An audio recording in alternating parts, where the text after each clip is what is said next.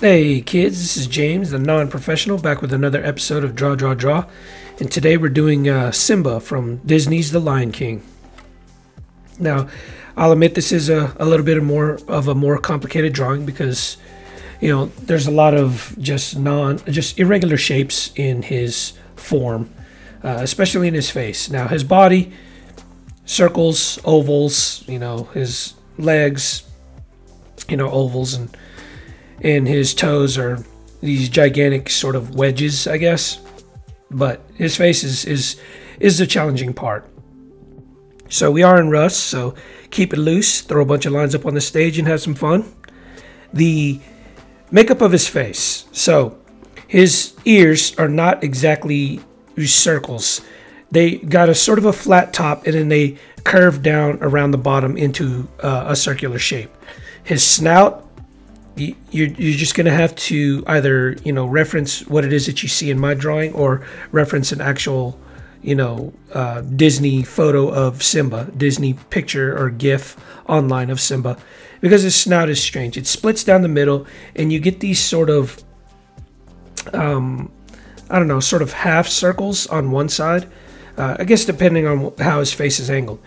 And his bottom, his jaw, is again, it's not a typical shape. It's like a boomerang shape. So we are in lines now. Let's keep our pencils tight and let's pin down these details. So another odd shape that's on his face, I guess, is the eyes. He has this sort of indented section around his actual eye, and it's shaped like an egg with a sort of chopped off bottom. And then you have a circle inside which represents his eyeball, and then another circle which represents his pupils, and then an additional circle inside it represents his, I guess, his iris.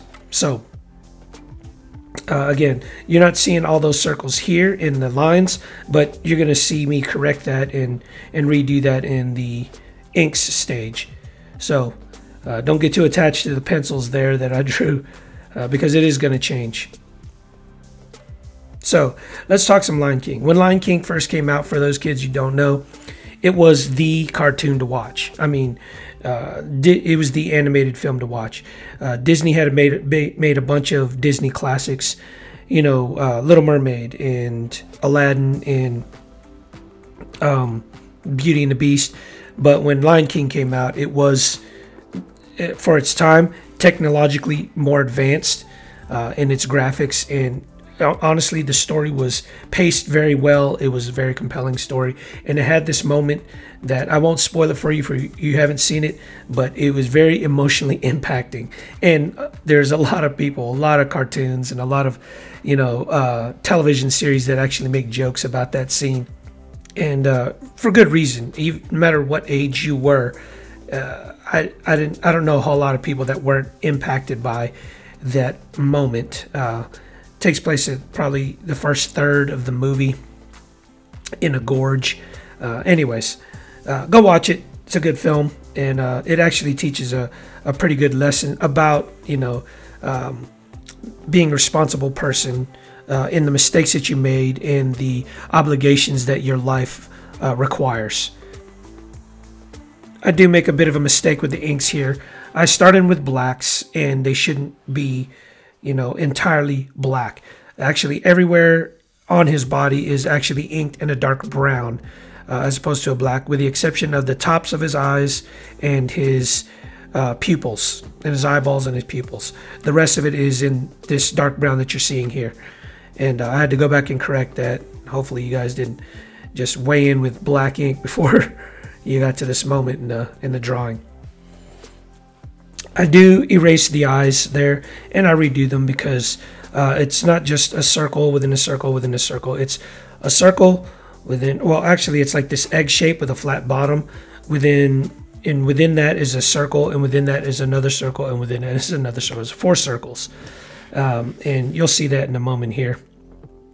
And that nose was difficult to get because the perspective on the nose, it's supposed to be like sort of in front as opposed to on top. Like with dogs, you have their nose that's in front and it curls over to on top. with the Lion King, or with Simba here, his nose, the fleshy part, the part that's not covered in fur, is just the front. It's just the front of his nose, and then his snout just sort of, you know, protrudes, you know, from the middle of his eyes all the way up to that nose. So, anyways, here it is correcting the eyes. So you notice there's that outer part of the eye, the sort of indention that where his eyeballs just sort of sit inside his skull, and then his actual eye, and then his pupil there, or his irises there, and in the pupil inside there. So it's a circle within a circle within a circle within another circle. You know, so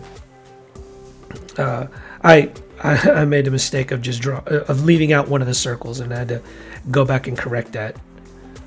All right, so his fur is sort of a yellowish, sort of gold or color, and when you outline in that brown, it actually makes the character or the figure look like less harsh, as if you were to just ink the whole thing in black. So I think that's why they do that, you know, and it looks much better that way than if you were to ink the entire thing in black. So his underbelly is the same color as his snout, and it's essentially a flesh tone. And it's going to be the same thing for the inside of his ears.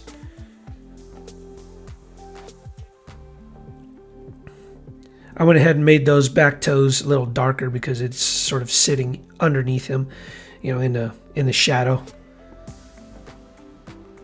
And of course, the darker part of his mouth is going to be that dark red, as opposed to his tongue, which is pink there. All right, we're going to do some shadowing here, and then erase the excess on the outsides of the lines. And I'm going to correct his nose because, again, it's supposed to look like it's flat as opposed to on top of his snout. It's supposed to be in front of his snout, not on top of his snout. And he has these yellowish eyeballs. It's kind of weird that they did that, but, you know, looks good with the rest of the picture instead of just eye-popping white just standing out there. So here we go. I correct the nose, go all the way back to lines. I didn't go all the way back to roughs on this one. And you see there, I try to make it where I guess the nose is sort of in front of the snout, as opposed to in front, curving over to the top of the snout. And I used much thinner lines because, you know, the perspective on the nostrils was just sort of difficult to get. When you color it in, it just makes it look like he's got these massive nostrils. So we're going to go ahead and color it in pink. And we're going to take the same outline color and we're going to do his nostrils a lot smaller there. And last but not least, his whiskers. Same color as his outline. And there you have it. Persistence, patience, perseverance. That is how you grow. Hey guys, if you like my content, please like or comment below. And if you want regular updates, please subscribe to my channel. Thanks for watching.